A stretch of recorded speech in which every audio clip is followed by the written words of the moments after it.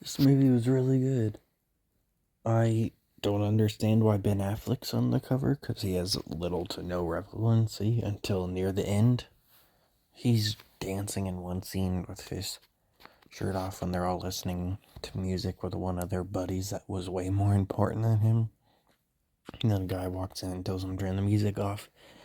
He's not even in the scene anymore. He just disappears. And he probably has 2 or 3 lines until, like I said, way later in this almost 2 hour long movie. Once the big conflict's going in like the last 10-15 minutes is when he gets somewhat of a big role. Don't know why he's on the cover.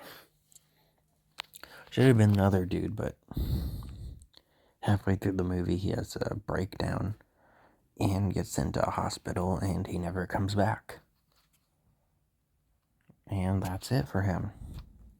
But he was a pretty big role for most of the movie. He was one of the main friends.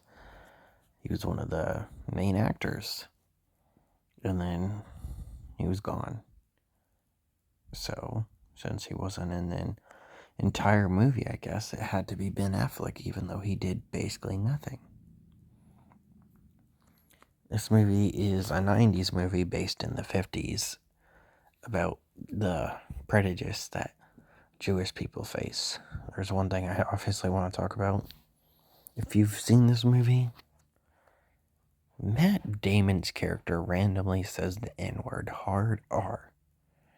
I get if someone's prejudiced to someone simply for being another religion, that they're probably a racist too.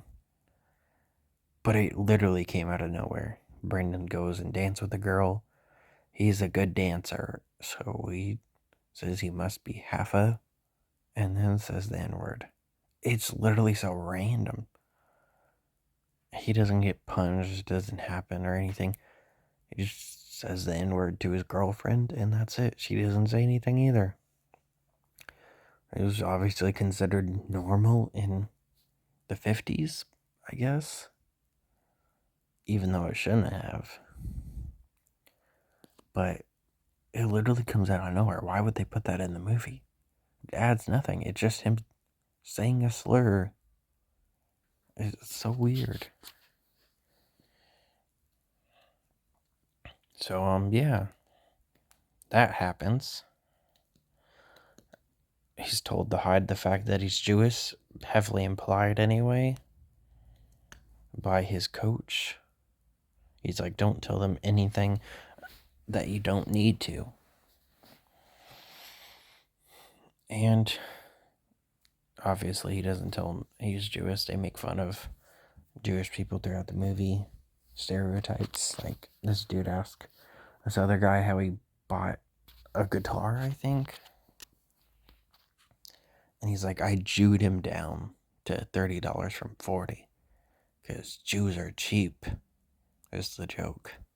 And there's just like a lot of terrible jokes throughout the movie.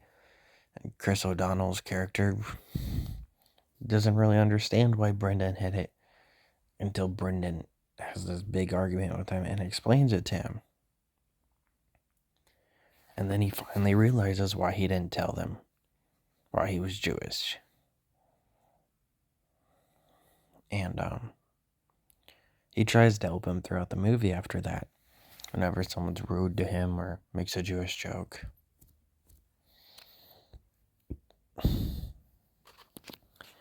And eventually Matt Damon's character cheats on a test and they have like this honor code thing or whatever. So it gets him expelled after they all tried to bro Brendan Fraser out of it. Besides like 3 people, which was obviously Chris O'Donnell and this redhead dude that was somewhat important in the movie. And this other dude that I don't even really think he was in the movie until that scene. And the movie ends with him being rude to him because he's Jewish once again, even though literally earlier in the movie with a pretty obvious lie. He was like, I get it, I was prejudiced, but I'm not anymore. I'm sorry for how I acted. But obviously, he's not. And Brendan says, in 10 years from now, you'll still be a prick. And that's how the movie ends. It was pretty decent.